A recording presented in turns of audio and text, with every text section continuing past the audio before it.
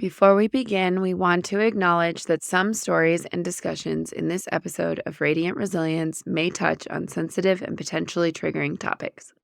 These may include themes of burnout and mental health challenges, chronic illness and its impact on daily life, ADHD and neurodivergence, trauma, and emotional healing. Our goal is to share real-life experiences in a respectful and empathetic manner, offering insights into the complexities of the human spirit and the journey towards resilience. However, we understand that some content might be difficult for listeners. We encourage you to prioritize your well-being and discretion when deciding to listen. Please remember this podcast is not a substitute for professional advice or support. If you find yourself needing assistance, we urge you to seek help from qualified professionals or trusted support systems. Your mental and emotional health is important to us. Thank you for your courage and for joining us in a space of understanding and compassion.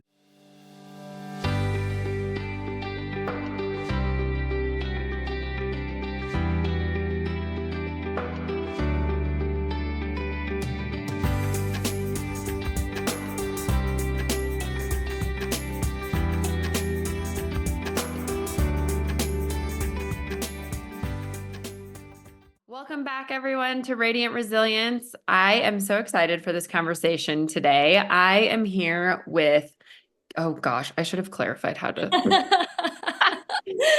Gabrielle Juliano-Villani. Yes. Okay. And do you like to go by Gabby or Gabrielle? I meant to ask you that before we started. I usually refer to myself as Gabrielle, but a lot of people call me Gabby. That's fine. Okay. Okay, we can call you Gabrielle if that's what you prefer. If you haven't listened to my episode with my dear friend Kellen, it's episode 20. Kellen actually attended one of retreats that she hosts in Belize, which we'll talk about a little bit more later in this episode. But if you want a firsthand account of an attendant from one of Gabrielle's retreats, then definitely go listen to Kellen's episode. It's episode 20. But we are going to dive in with Gabrielle today. She is a licensed clinical social worker, consultant, coach, entrepreneur, and educator based in Sarasota, Florida.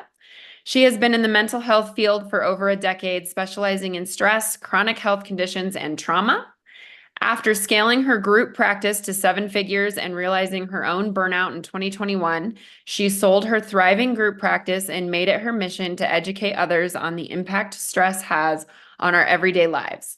Gabrielle pulls from her experience as an EMDR and polyvagal informed therapist to utilize mind-body approaches to help others implement everyday strategies to manage stress and live their best lives. Gabrielle is an international speaker, retreat leader, and has been featured in Authority Magazine, The Daily Om, Bustle, and the Everyday Woman TV network. When she's not working, Gabrielle is teaching Zumba, surfing, or reading a psychological thriller at the beach. Oh, I love that. Hi, Gabrielle. Welcome. Thank you for being here.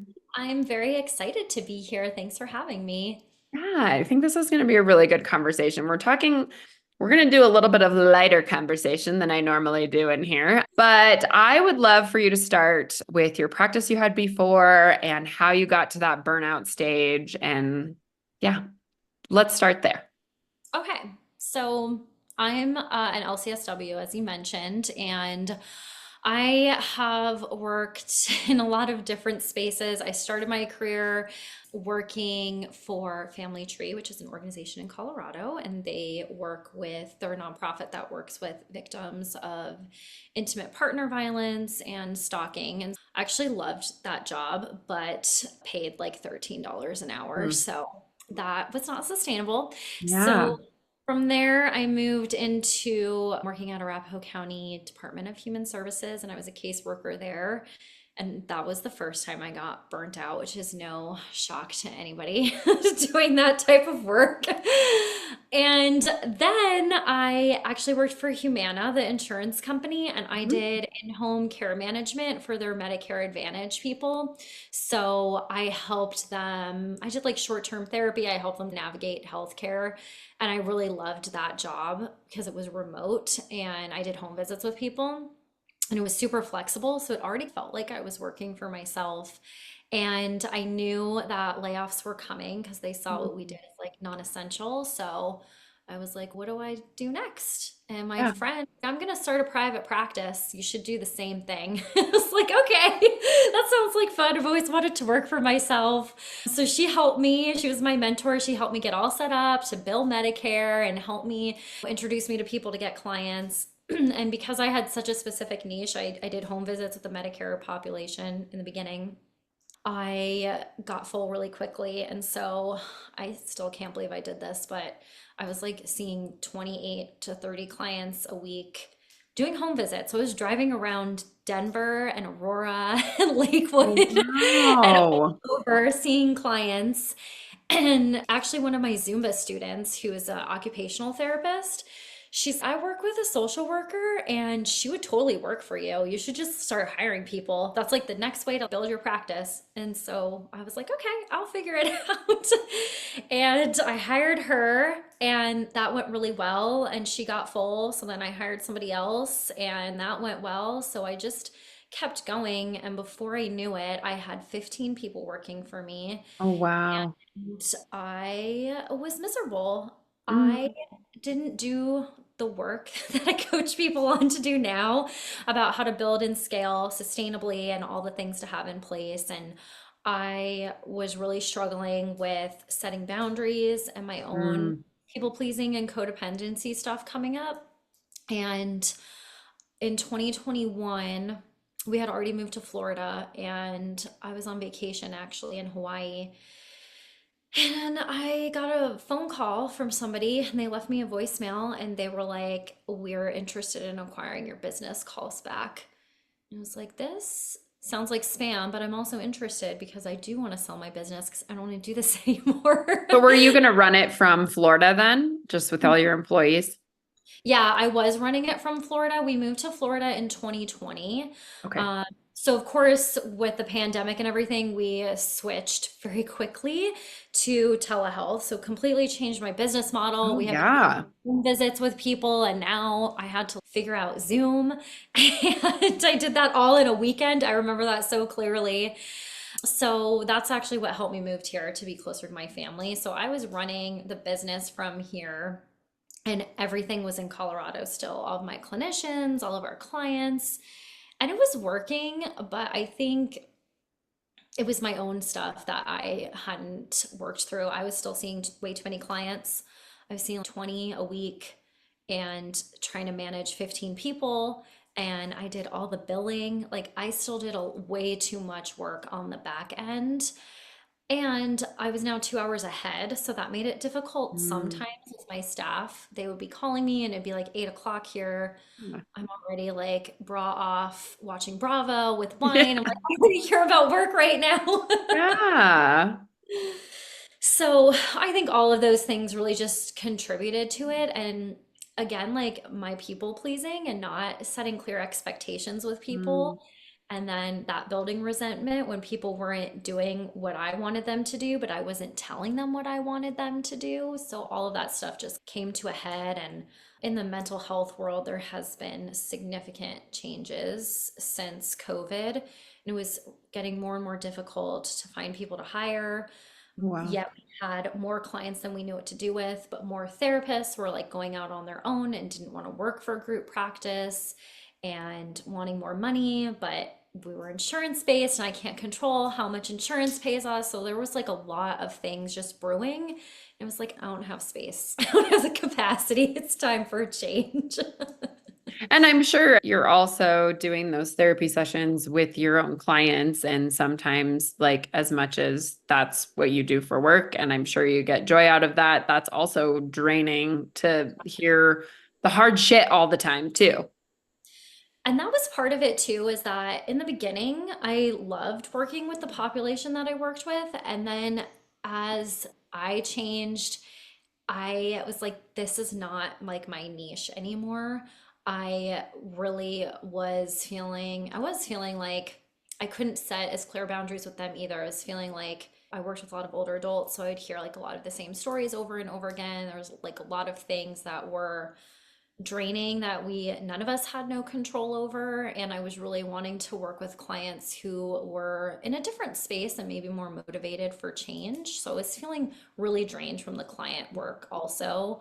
which I always feel guilty about now, but I did. I would be on telehealth sessions and I'd be like, if I just click over here and start shopping on Amazon, is anybody going to notice?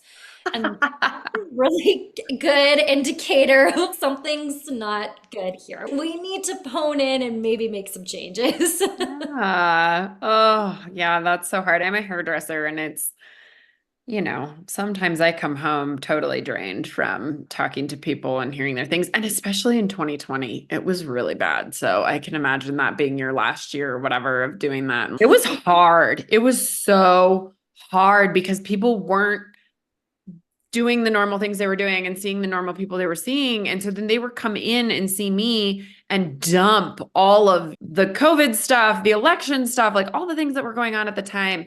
And it was so hard because I was also dealing with it on my own personal level because I was out of work for 6 weeks and things like that. So it was a really tough time too. So I can imagine that maybe that probably added to it as well. Definitely did. It was a weird time to be a therapist too because it was collective, right? Everybody was going through it. We're all going through the same thing. And so it was just in a weird space to be hearing that from every single client. Yeah, I'm going through the exact same thing you are. I'm not going to say that because this session is not about me, but it's all weird that you're like saying things that I'm also thinking. And And you're expected to help that person with yeah, it, but you haven't even figured out how to help yourself with it. I don't know what to tell you. I'm like wearing the same pajamas for 3 days in a row right now. Yeah. So Yeah. Oh man. So 2021 comes around and you get the call in Hawaii. yes. And it's funny because, or is it funny? The universe Mm, delivers, right? So maybe like in March of 2021, I was talking to my friend who's also an entrepreneur and she's like my business coach and mentor. And I was just venting to her about everything. And she's like, why don't you sell your practice? And I thought, I don't think anybody buys like therapy practices. And she's, of course they do. You could sell anything. So we ran some like high level numbers, and I was like, that's not enough money for me. So then mhm, we talked about some other things I could do to delegate more and hopefully help with some of that, which I did put into place, but it wasn't enough. And also, like looking back, it was clear that it was just like a sign that I needed to move on to the next mhm. thing. So we put that on the back burner. That was March. July, I got the phone call, and that same friend actually, I texted her and I was like, some like random person wants to buy my business. And she's, you should respond. That's like how these things happen. I'm like, Okay. okay, then I'm gonna respond. So of course I Googled first. I was like, who are these people? Do they have a website? Is it legit? So I did some internet stalking and it was. And I get back from Hawaii and we had a call, and that was probably like August 2021. And then I met them in person September 2021. And then I signed on the dotted line and sold that bitch on December 31st, 2021. Oh, wow. That's amazing. So it happened very quickly, Nice. which And how did you feel after you signed? it definitely took a while to sink in. Mhm. There's this phenomenon that I don't even know if it has a name, but there's a really good article in The Atlantic about it. And it talks about things like this, where it's like a big life thing and there's all this anticipation. And in the article, they're talking to a New York Times bestseller, and that was like their number one goal was to get on the New York Times bestselling list. And when it happened, and their families congratulating them, and they were like, how do you feel? And the author was like, I feel nothing. I feel completely numb. And I was like, that's how I felt. I Okay. think there's like all this anticipation leading up to it. And then I also had to stay on for a year, which is really Wow. common. So to help with the transition, so it didn't feel like it was over yet. I was like, I still have so much work ahead of me. And now I have a boss. I haven't had a boss in a really long time. That's Yeah, we sold a restaurant a couple years ago and we stayed on for a month afterwards to help the new owners through the transition. And it was the hardest thing ever to no longer be in control, but you're yeah. still there doing the same thing you were doing before. It's like the weirdest feeling. It's very strange and like still unclear, like Yeah. what do I have a say in? What don't I have a say in? I used to do this, now I'm not doing this. And so it was a weird, year, I think the first 6 months of that were really stressful. And then the next 6 months, after all the big stuff had happened, like switching our payroll, and we had to switch like our electronic health record, which is, if you're a therapist or if you're a chiropractor, anybody in the health field knows like that's where everything is. That's where you do your billing and all your charting. So moving that is a big deal and it's very stressful. And once we did that, it was like, okay, it was smooth sailing. I got my caseload down to 7 people. The team was a little bit smaller, so I just had less to do. And I really appreciated that because that kind of gave me some space to just heal a little bit and start to prepare myself for the next thing. Yeah. So what was the next thing? So I have been doing like coaching and consulting and training before, but that just seemed like the next natural move. So I went full time doing that in 2022. No, 2023. Last year was my first full year. And yeah, last year was a little rough. This year is a lot better. I forgot what it was like to start all over. So there's that. Like, oh my God, so Yeah, yeah. exhausting. Work out all the like kinks and yeah. And I think I was still really figuring out like exactly what I wanted. I didn't really have clarity. I was just like, oh, I've been coaching therapists and business owners on how to scale their business. I'm going to keep doing that. And I did keep doing that and I'm really good at that, but I was just replacing therapy clients with coaching clients. Okay. And it's like, that's not what I want to do. I don't do therapy anymore. I stopped doing that. I don't want to do that. I've expanded and changed things a lot. Now I have courses, and then of course I have retreats. And I think that was really pivotal for me because it allows me to still help people, which is really important to me and my purpose, but it's condensed. It's 6 days. And then then I'm done. Yeah. I enjoy it and I feel good that I get to help people, but I don't have to sit with somebody an hour every single week. And I get to see the changes more quickly too. Yeah, that's really cool. So, for somebody who's maybe facing a burnout currently, what are some of the signs that they can look for if they don't know they're facing a burnout? And then, what advice would you give for somebody in that position right now? I think one of the biggest red flags that I also talked about too is apathy. So I talked about that, right, where I was like, I don't care what this client is saying Yeah. to me right now. I also felt like that with my team. I was like, I don't care what they need. They can go fuck themselves. I don't want to answer this text, and that's not a good boss. Yeah. Obviously, I think if you're noticing behavioral changes are usually the easiest ones, like apathy. Maybe if you're somebody that, for me, I always procrastinate, so this doesn't really apply. But if you're somebody who is really good at doing your to-do list and now you're finding it's taking you longer, or you're not responding to people timely, or maybe you are always on time and now you're always late and you find like your fuse is a little bit shorter. Those are all easy ones to see, but there's also like a lot of physical changes that happen that I think we push to the side, like Mm. not sleeping well or getting headaches or getting sick really often, and those can be good indicators also. And so if you are feeling any of that, or you're listening to this and you're like, maybe that's something that's happening, I'm not sure. I think it's just really important to pause. We don't do that a lot. We are all going through the motions, we're on autopilot, we're doing all of the things, and you're not paying attention to the signs that your body is giving to you. By the time your head and your brain catch up with what your body was trying to tell you, Mm. it's already been happening for quite a while. So, starting to just slow down, pay attention, give yourself permission to rest, to take longer if you need to, and to, I'm like, I have so many things to say. I think the other thing I will say too is that when we talk about self-care, everybody is like, oh, get a massage and light a candle. And those things are nice. I like those things. But after the massage, your emails are still there. Your boss is Mm. still there. Your job is still there. So you need to find ways to manage that in the day to day. And that's what true self-care is. What are some self-care ideas that you have then that are different from those standard? Get a massage, get a pedicure, get your hair done, whatever. Yes. So I think really, again, like slowing down, knowing your boundaries, knowing what it feels like when somebody pushes your boundaries, and doing small things every single day that make you feel good. So I actually think Kellen talked about this in her episode, but glimmers are little micro moments of joy.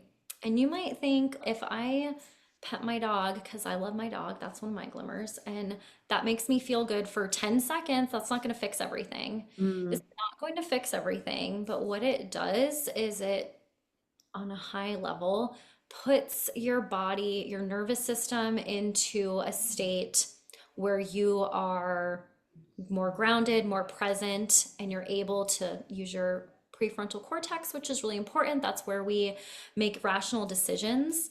And the more you do things like that, the bigger that muscle gets. So mm, you're in that place of being compassionate and curious and grounded more.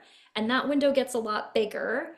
And it takes more for you to get triggered. It takes more for you to get stressed. And when you're there, you're able to access and get back to a place of groundedness more quickly. So that can be things like, again, whatever, glimmers, little small things that make you feel good.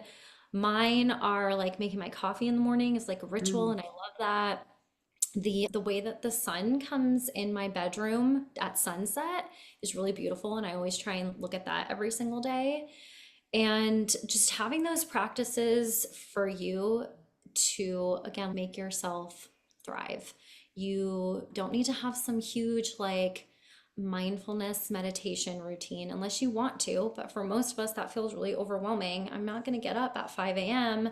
and meditate for 30 minutes and then journal and then go for a walk and then do all of these things. Pick one small Mm. thing, do it 3 times a week for 3 minutes and see where that gets you.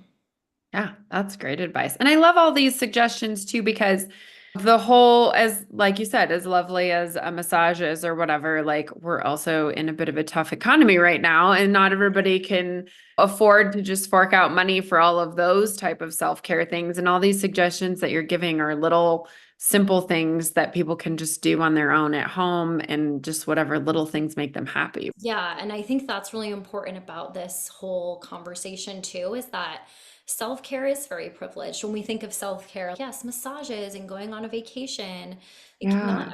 everybody can access that, but we all have access to your own nervous system. And Mm, actually, the quickest way to put yourself again in that place of, we call it rest and digest or safe and connected, is to just take a deep breath, just one. And that's very simple. mm. And pretty much everybody can do that. There's a couple of Yeah. people with medical issues, right? That might not be accessible to you, but I have other ideas. But most of us can take one deep breath, and that's all you have to do, just one. And you can start there. Oh, I love that. Those are great. Can you tell me more of what is EMDR and polyvagal stuff? Tell me more about that. Yes. So EMDR stands for eye motion desensitization reprocessing, and that is a therapy modality that came out to at first treat single incident trauma, but now we use it for a lot of other things. And essentially, we use eye movements or bilateral stimulation, which means you can do tapping, but it basically just means your eyes need to cross over the midline of your body back and forth. And when that little cross happens, there's still a lot of research out on this, but there's something that happens in our brain and it reprocesses things. So we take memories or even negative core beliefs that you have and you reprocess them to be neutral or hopefully positive if you can get there. Like how I think about this is think of your brain as like a big filing cabinet, and you pull the drawer out and there's all those like little files in there, and you can take it out and some of them are nice. You take it out and this one is like your wedding day and you feel really good about that when you think about it. Then you close it and you put it back in and you close the drawer. But some things in those little file folders are more upsetting. Maybe there was a car accident or some other sort of trauma that happened in your life. And when you try and shove that file folder back in the drawer, it doesn't go in. It's like getting stuck and Mm, you're trying to close the door, but you can't. And so EMDR takes that one and puts it back in nicely. And that way you can access it whenever you want or not. And when you think about it, it's not as upsetting. Hmm. Um, so that's what EMDR is. And again, I think people oftentimes think of that as, oh, that is something for, again, a one-time trauma, like a car accident or like I got robbed. But it can be for anything. And it can Okay. be for negative self-belief too. I highly recommend that. And it's very powerful what you can get out of that. And I've done it before as a client too. So I've done it on both ends. And then polyvagal theory also goes along with this, but this is a theory that to me is the foundation for everything because we Okay. all have a nervous system. Yes. And polyvagal theory talks about our automatic or autonomic nervous system and that we have basically three pathways for stress responses. So our nervous system is taking in everything around us and then responding. For example, people who are listening to this right now, your nervous system is reacting to me and Tawny's voice actually, and then having a response to that. So when we're thinking about, we get triggered because our Mhm. nervous system, our body is taking in information in our environment, both internally and externally, and then having a response to that. If you or somebody listening to this has ever had that feeling where you get really triggered and you're like, why am I so upset about that? That's so stupid. Well, your brain thinks that, but your body is saying, oh, we've been here before and it's not safe. And we're going to have Mm. a response to that. So, this theory just talks about how this helps us regulate our emotions and manage our stress more effectively. And that's what I teach in my retreats and a lot of my coaching and training too. Yeah, that's pretty cool. Both of those things. I've heard of the AMDR before, but I've never actually done any of it, but I've heard of it and it sounds super fascinating to me. So, It's really amazing and it's having a resurgence right now, which I'm very happy about. And you can also do intensives for that too, which I know might sound intense, but sometimes that's more accessible to people where you just go and you do a shitload of EMDR and therapy, like 6 hours, and then you're done. wow. So that's also an option. But also, if you're listening to this, I want you to know that doing EMDR, there is a ton of training that we go through as therapists, and part of our job is to understand what your system is ready for and what it's not ready for. And so we do a lot of work with you on we call resourcing and making sure you have things to help regulate, so to speak. And there's 8 phases to it also. So a lot of people, same thing. They're like, oh, I've heard of EMDR. It's like where you do this thing with your eyes.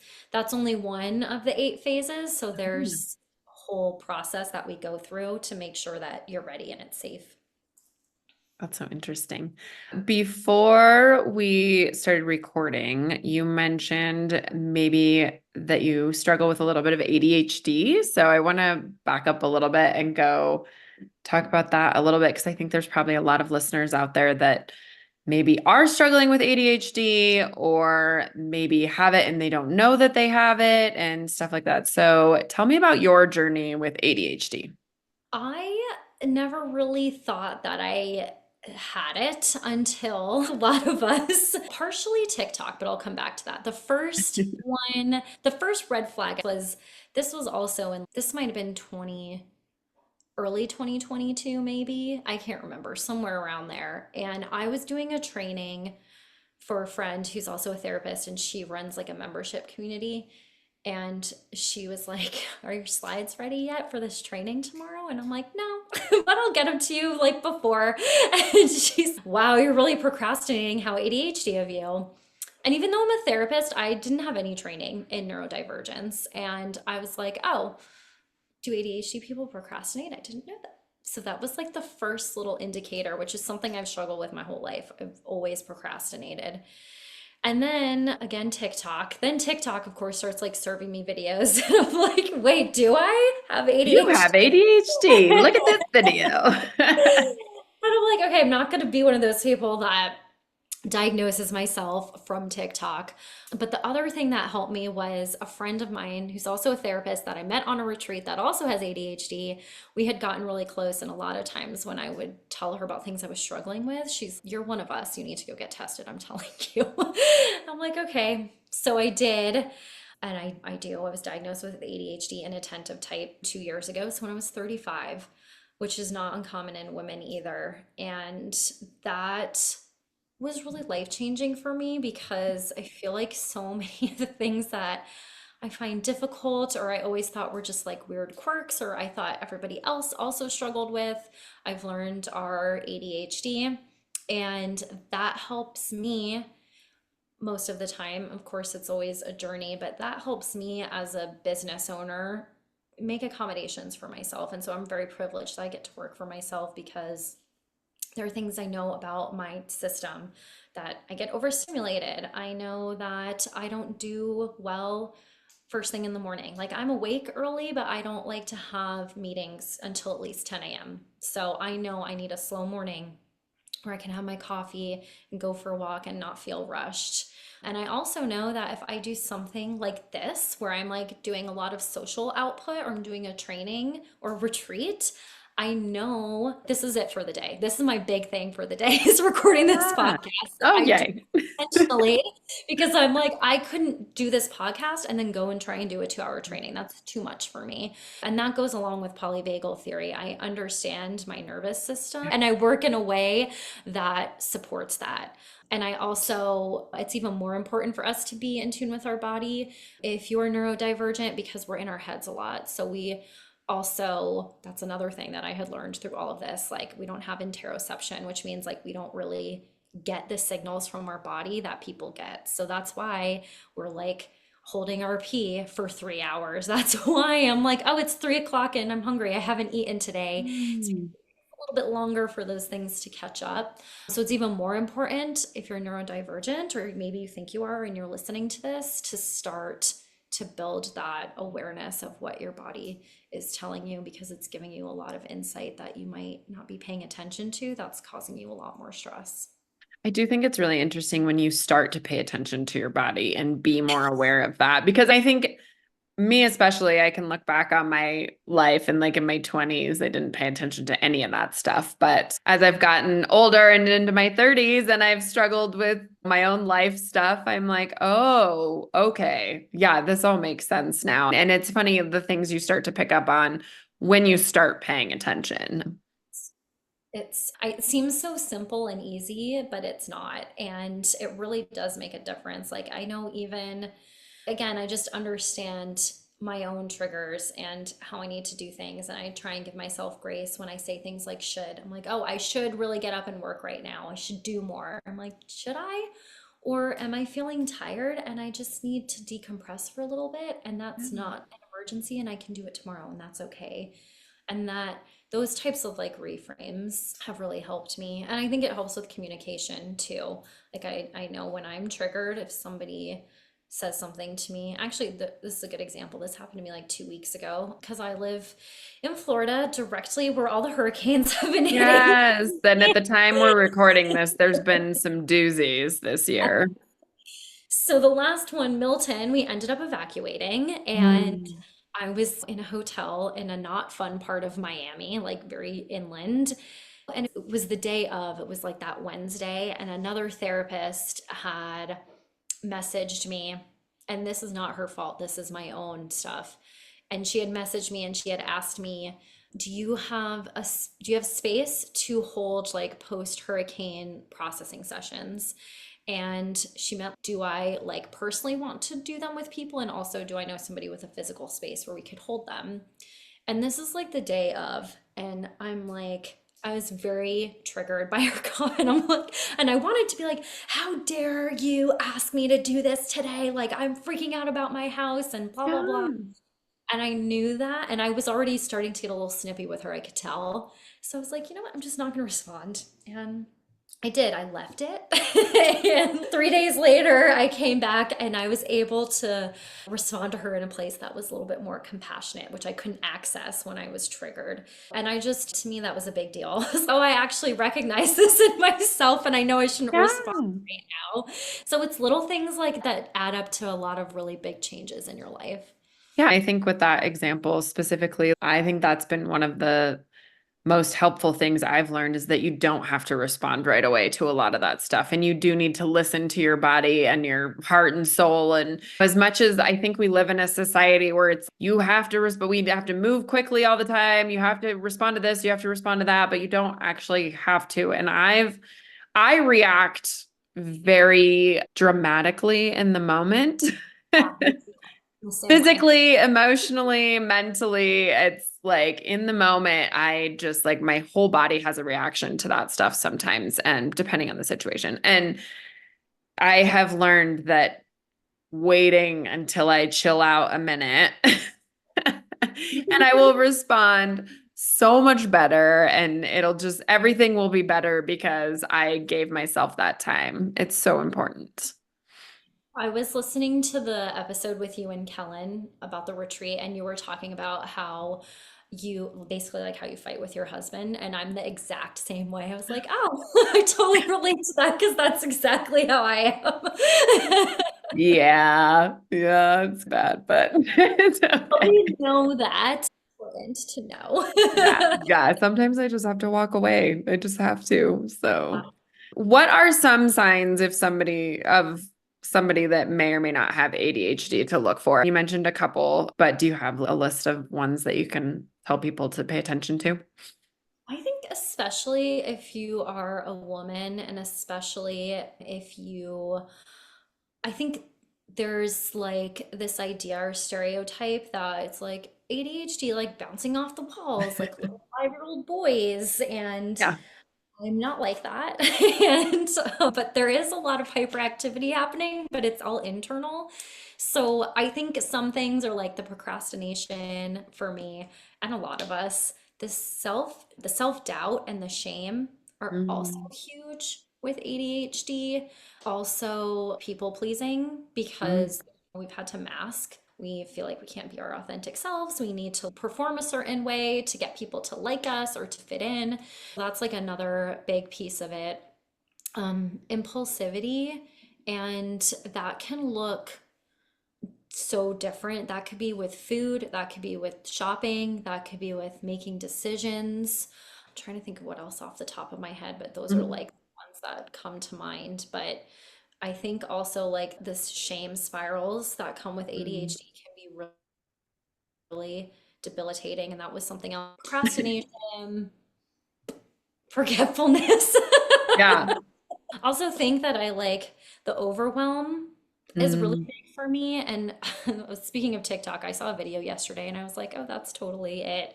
I think people with ADHD, we think of all the steps to something at once. And really, mm. this TikTok video, she was talking about making a sandwich. She's, I literally had to talk to myself, like, get the bread, put the bread in the toaster, toast the bread. Instead, we're thinking of, oh, I gotta cut the tomatoes and I gotta get the lettuce and the turkey and I gotta toast the bread. It's like one thing at a time. Yeah. Interesting. So I definitely think like that. I think like the hyper focus, not being able to initiate tasks, which kind of goes with my procrastination. And again, how I've solved this, the not being able to initiate is again, this is privileged, but I have a virtual assistant in my business. And so a lot of those things I just delegate. Mm, nice.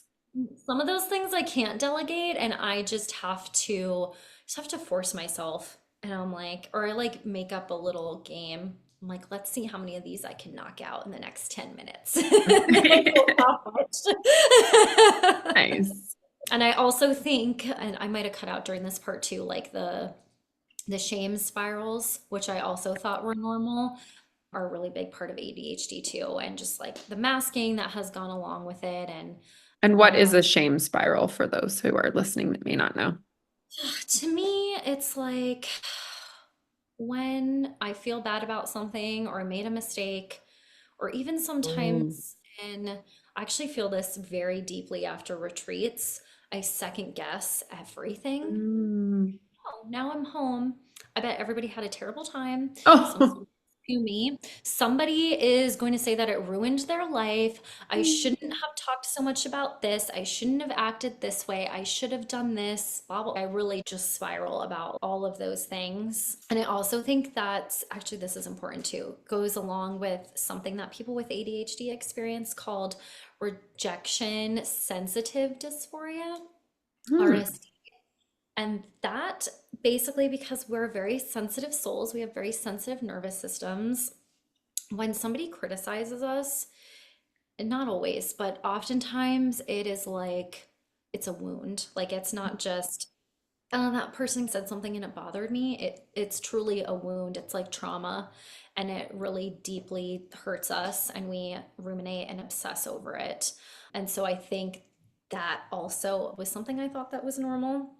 I was like, oh, I'm just like sensitive to criticism. But yeah, sometimes it is like I've worked through that a lot too, but it can be traumatizing. Yeah. I've had experiences. Um, I've been doing hair for 20 years, but, and I've always struggled with this, but I've had some real doozies recently of clients who have left me. And for a multitude of reasons, whether it was money, whether it was scheduling, whether it was whatever. And I've taken it so to heart. Hard and it It hurts. hurts. It is. It's like, it is traumatizing and it's such a loss. It's such a loss in that regard too. So I really struggle with that, but I'm working through that. So we'll see. It's hard. I was doing actually yesterday I did a really cool reading with somebody, and it's like half intuitive reading, half human design. And we were talking about this for some reason. I don't remember how it came up. And she was like, yeah, was that really that? Or was that through the lens of your trauma? And that's why you feel that way. Mm. Oh, thanks for pointing that out.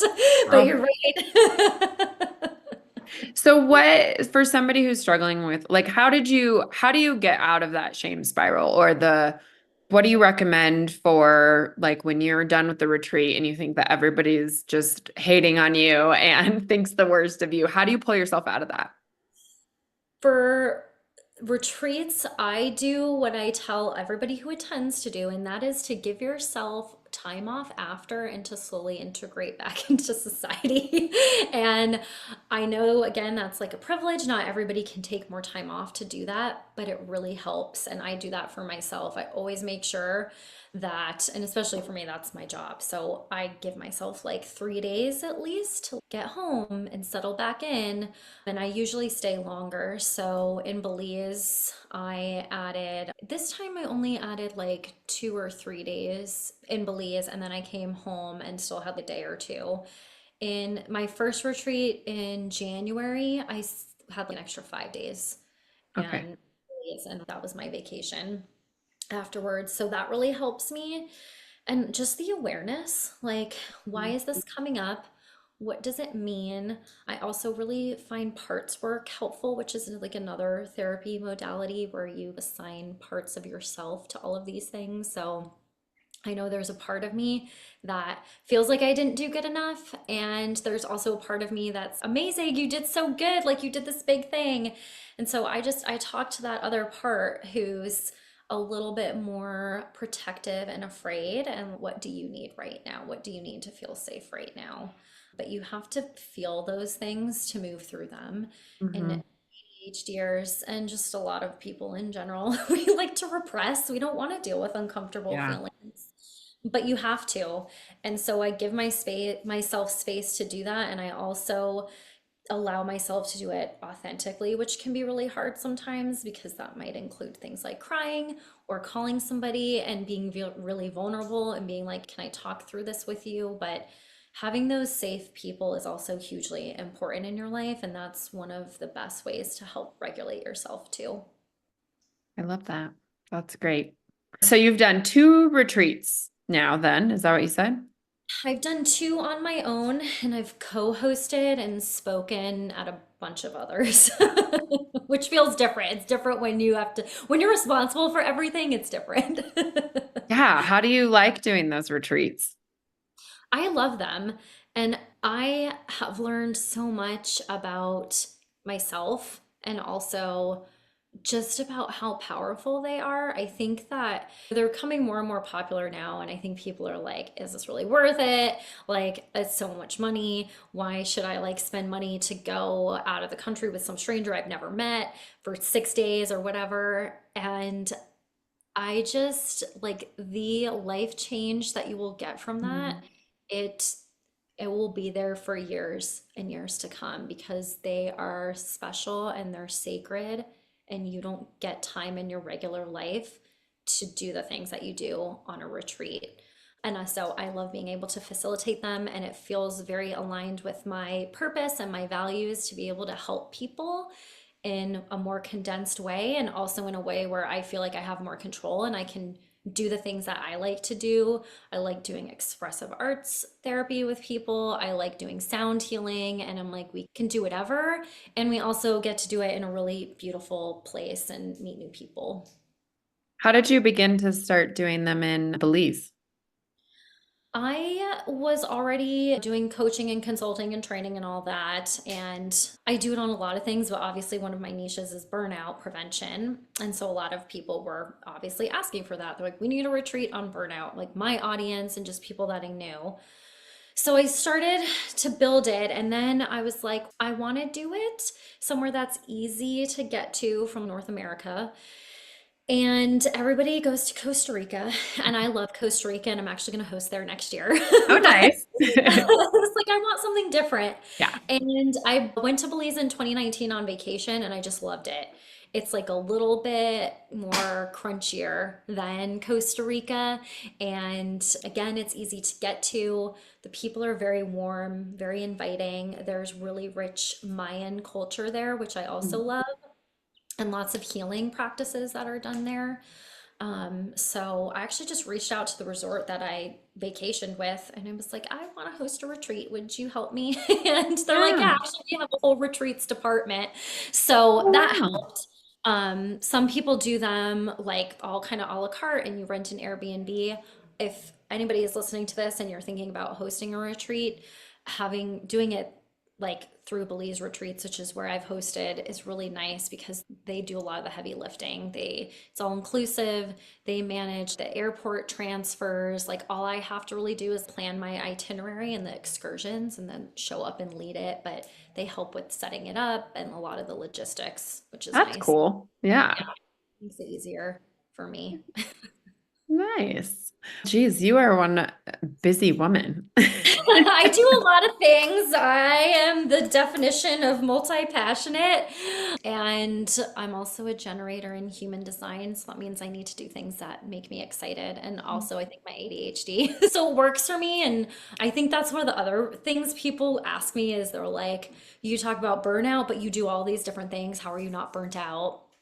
And I really have good systems in place, and I have a business manager, I have a virtual assistant, and I delegate a lot of the stuff so that I can do the things that I'm really good at and that I can be a visionary in and build, and they do a lot of the shit on the back end that I don't like doing. Yeah, that's really nice. I think that's really important. It's so hard when you're running your own business to let go of that control, though. Yes, that is another thing that comes up constantly when I'm coaching and consulting people. Yeah. But it's important. If you're going to be a CEO, you should not be the one worrying about if the water delivery came to your office today.